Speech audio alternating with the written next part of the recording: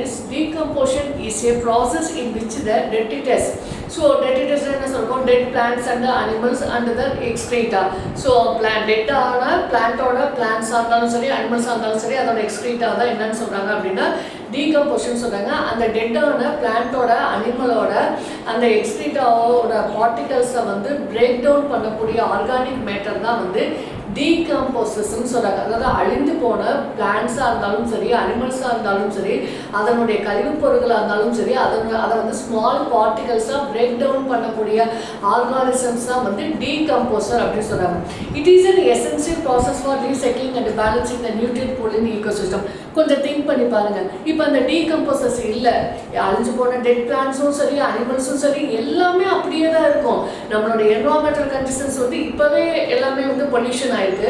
Suppose அந்த decomposer அப்படிங்கிற ஒரு ப்ராசஸ், அது ஒரு ரீசைக்ளிங் ப்ராசஸ் நடக்கல அப்படின்னா அழிஞ்சு போன பிளான்ட்டாக இருந்தாலும் சரி அனிமலாக இருந்தாலும் சரி அப்படியே தான் இருக்கும். ஸோ அப்படி இருக்கும்போது என்ன ஆகும் அப்படின்னா டோட்டலாக என்வரான்மெண்டல் கண்டிஷன்ஸ் வந்து அஃபெக்ட் ஆகும். அது வந்து பார்த்தீங்கன்னா first one is nature of decomposition சொல்கிறாங்க.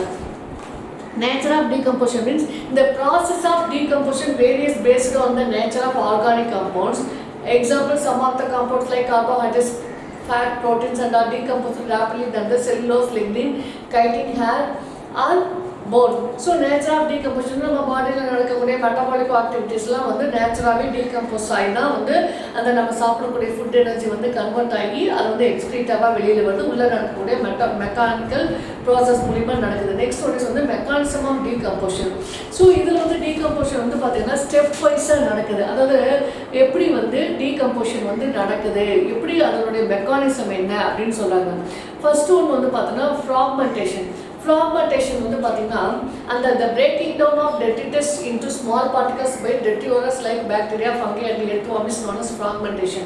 அந்த அழிஞ்சு போன தாவரங்களையும் உயிரினங்களையும் அனிமல்ஸையாக இருந்தாலும் சரி இல்லை தாவரங்களாக இருந்தாலும் சரி ஹியூமன் பீயிங்ஸாக இருந்தாலும் சரி ஸோ அதை வந்து மைனூட் பார்ட்டிக்கலாக டீகம்போஸ் பண்ணுறது தான் வந்து டீகம்போஸ்ன்னு பார்த்தோம். ஸோ அதை சின்ன சின்ன பார்ட்டிகல்ஸாக அதை பிரேக் டவுன் பண்ணக்கூடிய ப்ராசஸ் தான் வந்து ஃப்ராக்மெண்டேஷன் சொல்லுவாங்க. ஸோ நெக்ஸ்ட் ஒன் வந்து பார்த்தீங்கன்னா கேட்டபாலிசம். ஸோ அந்த கேட்டபாலிசம் அப்படின்றது பார்த்தீங்கன்னா decomposers produce some extracellular enzymes in the surroundings to break down complex organic into inorganic compound into simple ones. இப்போ ஆல்ரெடி டெட்டான ஆர்கானிக் மெட்டீரியல்ஸ் ஸ்மால் பார்ட்டிகல்ஸாக break down பண்ணப்படுது. So அது வந்து எது மூலிமா பண்ணப்படுது, டீகம்போசஸ் மூலிமா பண்ணுது.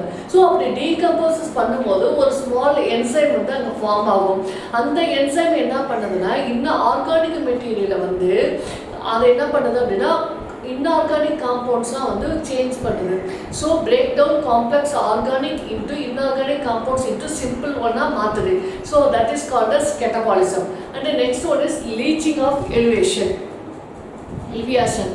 The movement of decomposed water soluble organic and inorganic compounds from the surface to the lower layer of soil or the carrying away of the same by water is called leaching or elevation. So இது வந்து பார்த்திங்கன்னா என்ன சொல்கிறாங்க அப்படின்னா இப்போ ஜென்ரலாக வந்து நம்ம குப்பை இதெல்லாம் வேஸ்ட் எல்லாமே போடுறோம். ஸோ இப்போ அந்த வேஸ்ட்டெல்லாம் போடும்போது என்ன வந்து என்வரான்மெண்டல் கண்டிஷன்ஸ் லேண்ட் பொல்யூட் ஆகுது.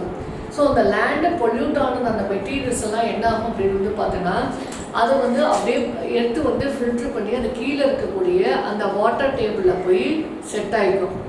இப்போ ஒரு ஜென்ரலாக ஒரு ஏதாவது ஒரு மெட்டீரியல் இது பண்ணோம்னா அதை அப்படியே சாயிலில் போடுறோம். அந்த சாயில் வந்து என்ன ஆகுது அப்படின்னு வந்து பார்த்திங்கன்னா அப்படியே அந்த சாயிலோட ரெயின்ஃபால் வருது. ரெயின்ஃபால் வந்தோன்னா அந்த மெட்டீரியல்ஸ் எல்லாமே என்ன ஆகுது, சாயிலோட மிக்ஸ் ஆகுது. மிக்ஸ் ஆனோன்னா அந்த சாயிலோட அண்டர் கிரவுண்ட் லெவலுக்கு போகுது, வாட்டர் டேபிளுக்கு போகுது. ஸோ அப்படி வாட்டர் டேபிளுக்கு போகும்போது அதோட வாட்டர் மிக்ஸ் ஆகிடுது. இப்போ ஒரு எக்ஸாம்பிள், இப்போ பீச்சுக்கு பக்கத்துலேயே நம்ம வீடு இருக்குது அப்படின்னா ஸோ நம்ம எங்கே அந்த இடத்துல வந்து நம்ம பறித்து நம்ம போர் போட்டு நம்ம தண்ணி எடுத்தாலும் பட் அந்த பக்கத்தில் நியர்பை இருக்கக்கூடிய அந்த சால்ட் வாட்டரோட கண்டென்ட் வந்து கீழே அண்டர் கிரவுண்டில் இருக்கக்கூடிய வாட்டர் பாடியில் வந்து மிக்ஸ் ஆகி தான் இருக்கும். இப்போ ஜென்ரலாக வந்து நம்ம வீட்டுக்கு பக்கத்தில் நிறையா வெறும் குப்பை அதெல்லாம் இருக்குது, டஸ்ட் பார்ட்டிகல்ஸ்லாம் நிறையா இருக்குது. இப்போ அந்த டஸ்ட் பார்ட்டிகல்ஸ்லாம் என்ன பண்ணும் அப்படின்னா அப்படியே அது எல்லாமே இடத்துல ஃபில்டர் ஆகி நம்ம நியர்பை இருக்கக்கூடிய நம்ம வீட்டில் இருக்கக்கூடிய இப்போ அண்டர் கிரவுண்ட் வாட்டரோ இல்லை வெல் வாட்டரோ இல்லை எதுலையாவது ஒன்று அந்த வாட்டர் பாடிஸில் வந்து அது மிக்ஸ் ஆகிருக்கும். That is called as eluviation. அடுத்தது humidification. It is a process by which simplified detritus is changed into dark colored amorphous substance called humus. It is highly resistant to microbial action. Therefore, decomposition is very slow. It is the reservoir of nutrients. So, இதில் என்ன சொல்கிறாங்க, it is process. அதாவது அங்கே வந்து என்னாச்சு அப்படின்னா humification.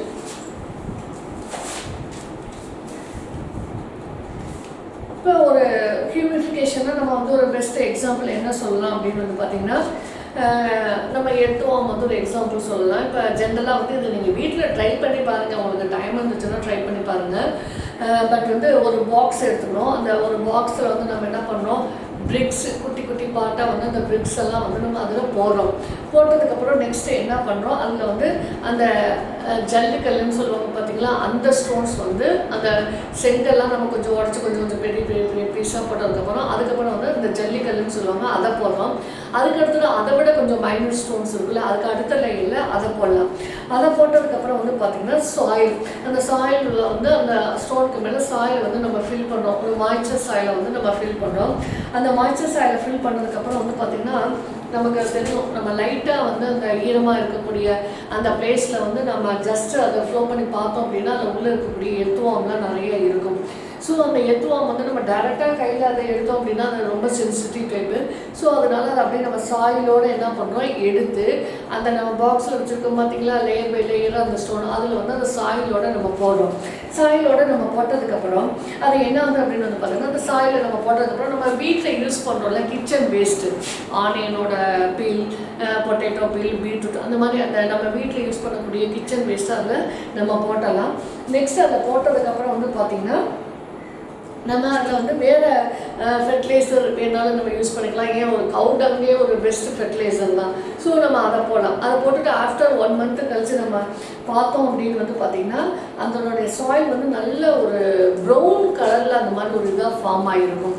So அதை எத்துவாமை வச்சு அது பண்ணுறதுனால அது அந்த மாதிரி ஒரு ப்ரௌன் கலர் இந்த சாயில் வந்து கம்போஸ்ட் அப்படின்னு சொல்லுவோம். அந்த ப்ரௌன் கலர் சாயில் வந்து நம்ம வெர்மி இதை வச்சு நம்ம பண்ணதுனால, எத்துவாம் அந்த இதை வச்சு பண்ணனால அதை வந்து வெர்மி கம்போஸ்ட் அப்படின்னு சொல்லுவாங்க. ஸோ இந்த மாதிரி ப்ராசஸ் தான் வந்து என்னன்னு சொல்கிறாங்க, ஹியூமிஃபிகேஷன் அப்படின்னு சொல்கிறாங்க. Next one mineralisation. ஸோ நமக்கு தெரியும் வாட்டரில் வந்து இப்போ பிளான்ட் வந்து ரூட் வந்து நம்ம வந்து சாயில் இருக்கக்கூடிய மினரல்ஸ் எல்லாமே அப்சர்வ் பண்ணுது. ஸோ அது மாதிரி வந்து இந்த மினரலைசேஷனில் வந்து சாயில் வந்து நிறைய மினரல்ஸ் இருக்கும். இப்போ அந்த ஹியூமஸ் அந்த ஹியூமிஃபிகேஷன் பண்ணோம்ல, அது வந்து என்ன ஆகுதுன்னா சாயிலோட மிக்ஸ் ஆகிறது தான் வந்து என்னன்னு சொல்கிறாங்கன்னா மினரலைசேஷன் அப்படின்னு சொல்கிறாங்க. ஸோ இந்த ஆர்கானிக் மெட்டீரியல்ஸ் வந்து அதில் மிக்ஸ் ஆகி இன்ஆர்கானிக் மெட்டீரியல்ஸ்லாம் வந்து கன்வெர்ட் ஆகும். So that one is called as mineralization. Some microbes are involved in the release of inorganic nutrients from the humus of the soil. Such a process is called mineralization. So some microbes are involved in the release of, சில microbes வந்து involve ஆகி அவனுடைய inorganic நியூட்ரியன்ஸை வந்து சாயிலில் வந்து release பண்ணும். அந்த process தான் வந்து ஹியூமஸ் அந்த ரிலீஸ் பண்ணுறது பார்த்திங்களா அந்த சாயிலில், அந்த ப்ராசஸை தான் வந்து மினரலைசேஷன் அப்படின்னு சொல்கிறாங்க. ஸோ நெக்ஸ்ட் வந்து நெக்ஸ்ட் டாபிக் வந்து ஃபேக்டர்ஸ் அஃபெக்டிங் டீகம்போஷன். ஸோ இப்போ நம்ம இதில் என்ன பார்த்துருக்கோம் அப்படின்னா டீகம்போஷன், ஃபேக்டர்ஸ் அஃபெக்டிங் டீகம்போஷன், எந்தெந்த ஃபேக்டர் வந்து டீகம்போஷன் அஃபெக்ட் பண்ணுது அப்படின்னா, decomposition is affected by climatic factors like temperature, soil moisture, soil pH, oxygen and also the chemical quantity of detritus. இது எல்லாமே வந்து டீகம்போஷனை அஃபெக்ட் பண்ணக்கூடிய ஒரு ஃபேக்டர்ஸ். இப்போ நம்ம என்ன பண்ணோம், ஜஸ்ட் ஒரு ரீகால் பண்ணிக்கலாம். ப்ரொடக்டிவிட்டி பார்த்தோம். ப்ரொடக்டிவிட்டியில் என்னென்ன பார்த்தோம், primary productivity, secondary productivity, community productivity பார்த்தோம். இல்லை ப்ரைமரி ப்ரொடக்டிவிட்டியில் 2 டைப்ஸ் இருக்குது, கிராஸ் ப்ரொடக்டிவிட்டி, நெட் ப்ரொடக்டிவிட்டி பார்த்தோம். Cross productivity primary cross productivity பார்த்தோம், செகண்டரி கிராஸ் ப்ரொடக்டிவிட்டி பார்த்தோம். ஸோ இதில் வந்து ப்ரொடக்டிவிட்டினா என்ன அப்படின்னு பார்த்தோம். அதுக்கடுத்து வந்து ஃபுட் செயின் அப்படின்னா என்னன்னு பார்த்தோம்.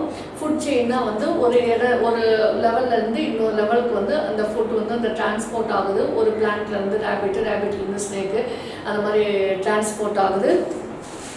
ஸோ நம்ம ஃபஸ்ட்டு பார்த்தது என்ன அப்படின்னா ப்ரொடக்டிவிட்டி. ஸோ ப்ரொடக்டிவிட்டியில் primary productivity, secondary productivity, tertiary productivity பார்த்தோம். நெக்ஸ்ட் வந்து கான்செப்ட் ஆஃப் டிராஃபிக் லெவல் பார்த்தோம். டிராஃபிக் லெவலில் என்னது, லெவல் 1, லெவல் 2, லெவல் 3, லெவல் 4 பார்த்தோம். அந்த லெவல் 1, லெவல் 2, லெவல் 3, லெவல் 4ல் வந்து ஒவ்வொரு இதுலேயும் வந்து எனர்ஜி வந்து எந்த அளவுக்கு டிரான்ஸ்போர்ட் ஆகுது, எப்படி ஒருலேருந்து பிளான்ட்லேருந்து அனிமல்ஸ்க்கு போகுது, அனிமல்ஸ்லேருந்து ஒவ்வொரு ஸ்டேஜ் பை ஸ்டேஜாக எப்படி போகுது அப்படிங்கிறது தான் வந்து கான்செப்ட் ஆஃப் டிராஃபிக் லெவல் பார்த்தோம். நெக்ஸ்ட் வந்து பார்த்திங்கன்னா லாஸ் ஆஃப் தெர்மோடைனமிக்ஸ் பார்த்தோம். அந்த எனர்ஜி லெவல் கான்ஸ்டண்ட்டாக இருந்துச்சுன்னா அது வந்து என்னன்னு சொல்கிறாங்கன்னா டைனமிக்ஸோட ஃபஸ்ட்டு லான்னு சொல்கிறாங்க. எனர்ஜி லெவல் வந்து ரெடியூஸ் ஆகிட்டே போச்சு அப்படின்னா அதை வந்து செகண்ட் லா அப்படின்னு சொல்கிறாங்க. அடுத்தது ஃபுட் செயின்னா ஒரு ஆர்கானிசத்துலேருந்து இன்னொரு ஆர்கானிசத்துக்கு வந்து பிளான்ட்லேருந்து ரேபிட்லேருந்து ஸ்னேக்குக்கும் அந்த மாதிரி ஸ்டேஜ் பை ஸ்டேஜாக அது எப்படி வந்து ஃபுட் வந்து ட்ரான்ஸ்ஃபர் ஆகிறது தான் வந்து ஃபுட் செயின். அப்புறம் ஃபுட் வெப்புங்கிறது ஒரு காம்ப்ளெக்ஸ் குரூப்பு. ஸோ ஒரு பிளான்ட் இருக்குது அப்படின்னா அந்த பிளான்ட்டை வந்து வெறும் ரேட் மட்டுமே சாப்பிடாது. ஸோ அந்த கிராஸ் ஹோப்பரும் சாப்பிடும்,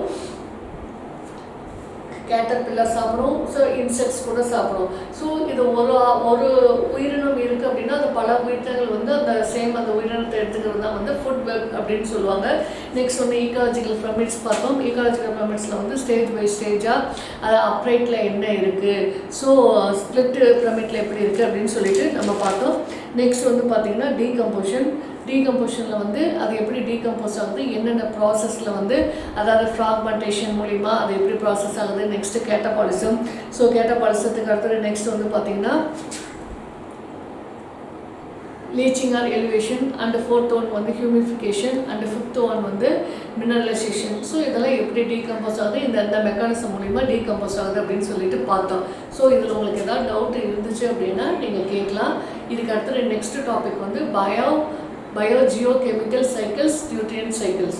ஸோ இதை வந்து நம்ம நெக்ஸ்ட் கிளாஸில் பார்க்கலாம். Thank you. If you have any doubt you ask me. Thank you tears.